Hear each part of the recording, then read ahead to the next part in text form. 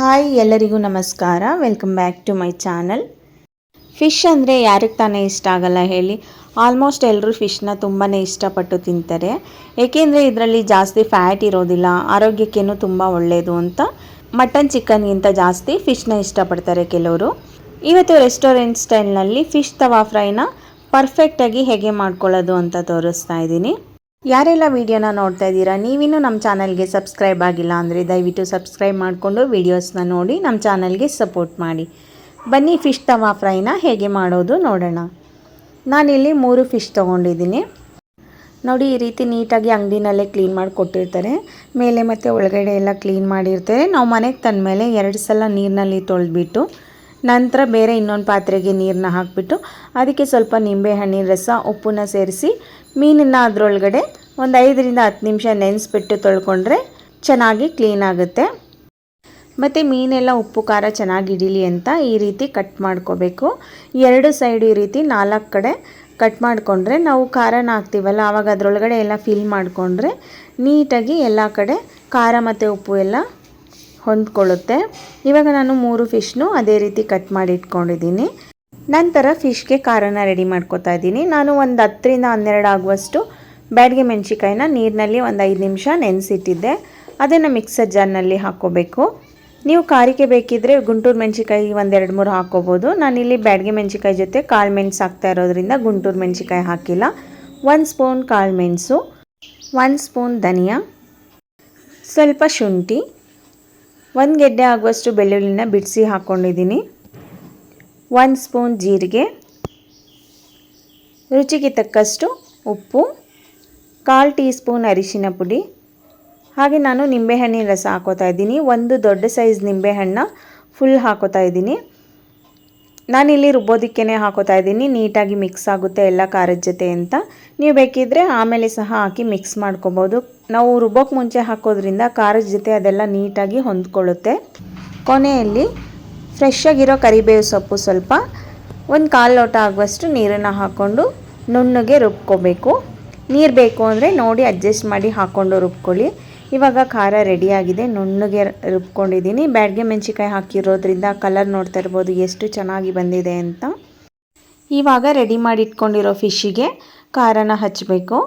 ನಾವು ಕಟ್ ಮಾಡಿರ್ತೀವಲ್ಲ ಅಲ್ಲೆಲ್ಲ ನೀಟಾಗಿ ಒಳಗಡೆಗೆಲ್ಲ ಫಿಲ್ ಮಾಡ್ಕೋಬೇಕು ಖಾರನ. ಖಾರ ಏನಾದರೂ ಗಟ್ಟಿ ಇದೆ ಅನಿಸಿದ್ರೆ 1-2 ಟೇಬಲ್ ಸ್ಪೂನ್ ಆಗುವಷ್ಟು ನೀರನ್ನು ಹಾಕಿ ಮಿಕ್ಸ್ ಮಾಡಿಕೊಂಡು ಆಮೇಲೆ ಹಚ್ಚಿ ನೀಟಾಗಿ ಹೊಂದ್ಕೊಳ್ಳುತ್ತೆ. ಈ ರೀತಿ ಮೇಲೆಲ್ಲ ಹಚ್ಚಾದ್ಮೇಲೆ ಒಳಗಡೆಗೂ ಸಹ ನೀಟಾಗಿ ಖಾರನ ಫಿಲ್ ಮಾಡ್ಕೋಬೇಕು. ಜಾಸ್ತಿ ಹಾಕೋದಕ್ಕೆ ಹೋಗಬೇಡಿ, ಮಂದ ಆದರೆ ಖಾರ ನೀಟಾಗಿ ಬೇಯೋದಿಲ್ಲ, ಒಳಗಡೆ ಹಸಿ ಹಸಿ ಅನಿಸ್ತಾ ಇರುತ್ತೆ. ಆದ್ದರಿಂದ ಈ ರೀತಿ ತೆಳುವಾಗಿ ಹಚ್ಕೋಬೇಕು. ಇನ್ನೂ ಸ್ವಲ್ಪ ಖಾರ ಬೇಕು ಅನಿಸಿದ್ರೆ ನಾವು ಬೇಯಿಸೋವಾಗ ಸ್ವಲ್ಪ ಖಾರ ತೆಳು ಮಾಡಿಕೊಂಡು ಮೇಲ್ಗಡೆ ಸ್ಪ್ರೆಡ್ ಮಾಡ್ಕೋಬೋದು. ಫಿಶ್ಗೆ ಖಾರ ಹಚ್ಚಿದ್ದಾಗಿದೆ. ಇದೇ ರೀತಿ 3 ಫಿಶ್ಗೂ ಖಾರನ ಹಾಕಿ ರೆಡಿ ಮಾಡಿ ಇಟ್ಕೊಂಡಿದ್ದೀನಿ. ಇವಾಗ ಇದನ್ನು ನೆನೆಯೋದಕ್ಕೆ ಬಿಡಬೇಕು. ಉಪ್ಪು, ಹುಳಿ, ಖಾರ ಎಲ್ಲ ಚೆನ್ನಾಗಿ ಹೊಂದ್ಕೋಬೇಕು ಅಂದರೆ ಅರ್ಧ ಗಂಟೆ ನೆನೆಯೋದಕ್ಕೆ ಬಿಡಬೇಕು. ಜಾಸ್ತಿ ಅಂದರೆ 1 ಗಂಟೆ ಬಿಟ್ರೂ ತುಂಬಾ ಟೇಸ್ಟಿಯಾಗಿ ಬರುತ್ತೆ. ಫ್ರಿಜ್ ಇತ್ತು ಅಂದರೆ ಫ್ರಿಜ್ನಲ್ಲಿ ಇಟ್ಕೊಳ್ಳಿ, ಇಲ್ಲಾಂದರೆ ಹೊರಗಡೆನೇ ಇಡ್ಬೋದು. ಇವಾಗ ಫ್ರಿಜ್ಜಿಂದ ತೆಗೆದಿದ್ದೀನಿ. ನಾನು ಫ್ರಿಜ್ನಲ್ಲಿ 1 ಅವರ್ ಇಟ್ಟಿದ್ದೆ. ಮತ್ತು ನೀವು ನೋಡ್ತಾ ಇರ್ಬೋದು ಖಾರ ಎಲ್ಲ ಸ್ವಲ್ಪ ಡ್ರೈ ಆಗಿದೆ. ಈ ರೀತಿ ಆಗಿರೋದ್ರಿಂದ ನಾವು ಫ್ರೈ ಮಾಡಿದಾಗ ಖಾರ ಎಲ್ಲ ಬಿಟ್ಕೊಳ್ಳೋದಿಲ್ಲ, ಚೆನ್ನಾಗಿ ಫ್ರೈ ಆಗುತ್ತೆ. ನಂತರ ನಾನು ಒಂದು ತವನ ಬಿಸಿ ಮಾಡೋಕ್ಕೆ ಇಟ್ಕೊಂಡಿದ್ದೀನಿ. ತವ ಸ್ವಲ್ಪ ಬಿಸಿ ಆದ ನಂತರ ಎಣ್ಣೆನ ಹಾಕ್ಕೋಬೇಕು. ನಾನಿಲ್ಲಿ ಕೊಬ್ಬರಿ ಎಣ್ಣೆನ ಬಳಸ್ತಾ ಇದ್ದೀನಿ. ಫಿಶ್ಗೆ ಕೊಬ್ಬರಿ ಎಣ್ಣೆ ಹಾಕೋದ್ರಿಂದ ಟೇಸ್ಟು ತುಂಬಾ ಚೆನ್ನಾಗಿ ಬರುತ್ತೆ. ನಾನಿಲ್ಲಿ 3 ರಿಂದ 4 ಟೇಬಲ್ ಸ್ಪೂನ್ ಆಗುವಷ್ಟು ಎಣ್ಣೆನ ತವಾಗೆ ಹಾಕ್ಕೊಂಡಿದ್ದೀನಿ. ಇದು ಸ್ವಲ್ಪ ಕಾಯೋದಕ್ಕೆ ಬಿಡಬೇಕು. ಎಣ್ಣೆನ ನೀಟಾಗಿ ತವಾದಲ್ಲಿ ಸ್ಪ್ರೆಡ್ ಮಾಡ್ಕೋಬೇಕು. ಎಣ್ಣೆ ಕಾದ ನಂತರ ಖಾರ ಹಚ್ಚಿ ನೆನೆಸಿಟ್ಟಿರೋ ಫಿಶ್ನ ತವಾದಲ್ಲಿ ಹಾಕೋತಾ ಇದ್ದೀನಿ. ಅದ್ರ ಮೇಲ್ಗಡೆ ಸ್ವಲ್ಪ ಎಣ್ಣೆ ಹಾಕ್ಕೋಬೇಕು. ತವಾದಲ್ಲಿ ಮೊದಲೇ ಎಣ್ಣೆ ಹಾಕ್ಕೊಂಡಿದ್ವಲ್ಲ ಅದೇ ಇರುತ್ತೆ, ಅದನ್ನೇ ಸ್ವಲ್ಪ ತೆಗೆದ್ಬಿಟ್ಟು 2 ಫಿಶ್ ಮೇಲೂ ಸ್ವಲ್ಪ ಸ್ವಲ್ಪ ಹಾಕ್ಕೊಳ್ಳಿ. ನಂತರ ಅದನ್ನು ಫುಲ್ ಕ್ಲೋಸ್ ಆಗೋ ರೀತಿ ಒಂದು ಪಾತ್ರೆಯಿಂದ ಮುಚ್ಚಿಬಿಟ್ಟು 5 ನಿಮಿಷ ಸಣ್ಣ ಉರಿನಲ್ಲೇ ಬೇಯಿಸ್ಕೋಬೇಕು. ಇವಾಗ ಫಿಶ್ಶು 5 ನಿಮಿಷ ಸಣ್ಣ ಉರಿನಲ್ಲೇ ಬೆಂದಿದೆ. ಇದನ್ನು ಇನ್ನೊಂದು ಸೈಡ್ಗೆ ತಿರುಗಿಸ್ಬಿಟ್ಟು ಅದನ್ನು 5 ರಿಂದ 6 ನಿಮಿಷ ಬೇಯಿಸ್ಕೋಬೇಕು. ನೆನಪಿರಲಿ, ಫಿಶ್ನ ಯಾವತ್ತೂ ಸಣ್ಣ ಉರಿನಲ್ಲೇ ಬೇಯಿಸ್ಕೋಬೇಕು. ಜಾಸ್ತಿ ಉರಿ ಮಾಡ್ತು ಅಂದರೆ ನಾವು ಹಾಕಿರೋ ಖಾರ ಎಲ್ಲ ಸೀದೋಗಿಬಿಡುತ್ತೆ, ಮತ್ತು ಫಿಶ್ಶು ಸಹ ಅಷ್ಟೇ ಸೀದ್ಬಿಡುತ್ತೆ. ಒಳಗಡೆ ಎಲ್ಲ ನೀಟಾಗಿ ಬೇಯೋದಿಲ್ಲ. ನಾವು ಏನು ಖಾರ ಹಚ್ಚಿದ್ವಿ ಅದೆಲ್ಲ ನೀಟಾಗಿ ಹೊಂದ್ಕೊಳ್ಳೋದಿಲ್ಲ.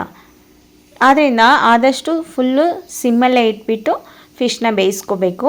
ಮತ್ತು ಇವಾಗ ನಾನು ಇನ್ನೊಂದು ಸೈಡ್ಗೆ ಇನ್ನೊಂದು ಸ್ವಲ್ಪ ಖಾರನ ಹಾಕೋತಾ ಇದ್ದೀನಿ. ನಿಮಗೆ ಬೇಕು ಅಂದರೆ ಹಾಕ್ಕೊಳ್ಳಿ, ಬೇಡ ಅಂದರೆ ಅಷ್ಟನ್ನೇ ಎರಡು ಸೈಡು ಬೇಯಿಸ್ಕೋಬೋದು. ನಾನು ಸ್ವಲ್ಪ ಖಾರ ಜಾಸ್ತಿ ಆದರೆ ಚೆನ್ನಾಗಿರುತ್ತೆ ಅಂತ ಅಂದ್ಬಿಟ್ಟು ಇನ್ನೊಂದು ಸ್ವಲ್ಪ ಖಾರನ ಹಚ್ತಾ ಇದ್ದೀನಿ.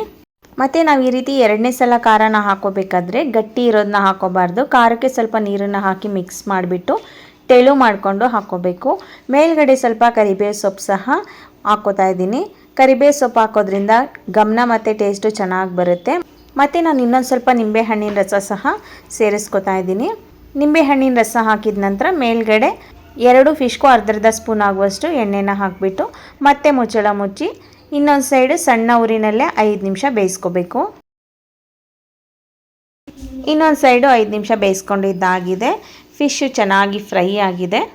ಮತ್ತು ನಾವು ಕರ್ಬೇವಿನ ಸೊಪ್ಪೆಲ್ಲ ಹಾಕಿರೋದ್ರಿಂದ ಗಮನ ಕೂಡ ಚೆನ್ನಾಗಿ ಬರ್ತಾ ಇದೆ.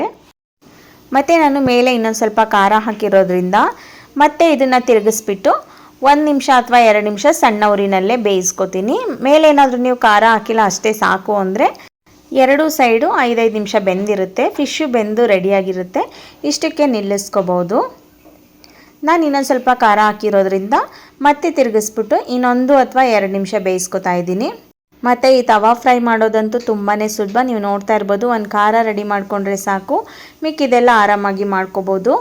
ನಾನು ಯಾವ ರೀತಿ ತೋರಿಸಿದ್ದೀನಿ ಸೇಮ್ ಅದೇ ರೀತಿ ಮಾಡ್ಕೊಳ್ಳಿ, ತುಂಬಾ ಟೇಸ್ಟಿಯಾಗಿ ಬರುತ್ತೆ. ಹಾಗೆ ಕೊನೆಯಲ್ಲಿ ಮೇಲೆ ಇನ್ನೊಂದು ಸ್ವಲ್ಪ ಕರಿಬೇವು ಸೊಪ್ಪನ್ನು ಸಹ ಹಾಕಿಬಿಟ್ಟು ಮುಚ್ಚಳ ಮುಚ್ಚಿ ಇನ್ನೊಂದು 2 ನಿಮಿಷ ಬೇಯಿಸ್ಕೊಂಡ್ರೆ ಫಿಶ್ ತವಾ ಫ್ರೈ ರೆಡಿಯಾಗಿರುತ್ತೆ. ಇವಾಗ 2 ನಿಮಿಷ ಆಗಿದೆ. ನೀವು ನೋಡ್ತಾ ಇರ್ಬೋದು ಎಷ್ಟು ಚೆನ್ನಾಗಿ ಕಾಣಿಸ್ತಿದೆ ಅಂತ. ಮತ್ತು ನಾನು ಇದನ್ನು ತಿರುಗಿಸಿ ಸಹ ತೋರಿಸ್ತಾ ಇದ್ದೀನಿ. ಹಿಂದೆ ನಾನು ಎಕ್ಸ್ಟ್ರಾ ಖಾರನ ಹಾಕಿದ್ನಲ್ಲ, ಅದು ಸಹ ಚೆನ್ನಾಗಿ ಬೆಂದಿದೆ. ನೋಡಿದ್ರಲ್ಲ ಎಷ್ಟು ಸಿಂಪಲ್ಲಾಗಿ ರೆಸ್ಟೋರೆಂಟ್ ಸ್ಟೈಲ್ನಲ್ಲಿ ಫಿಶ್ ತವಾ ಫ್ರೈನ ಮನೆಯಲ್ಲೇ ಮಾಡ್ಕೋಬೋದು ಅಂತ. ನಿಮಗೆಲ್ಲ ಈ ರೆಸಿಪಿ ಇಷ್ಟ ಆಗಿದ್ದರೆ ಪ್ಲೀಸ್ ಒಂದು ಲೈಕ್ ಕೊಡಿ, ಹಾಗೆ ಒಂದು ಕಮೆಂಟ್ ಮಾಡಿ, ಮತ್ತು ನಿಮ್ಮ ಫ್ಯಾಮಿಲಿ ಫ್ರೆಂಡ್ಸಿಗೆಲ್ಲ ಶೇರ್ ಮಾಡಿ. Thank you.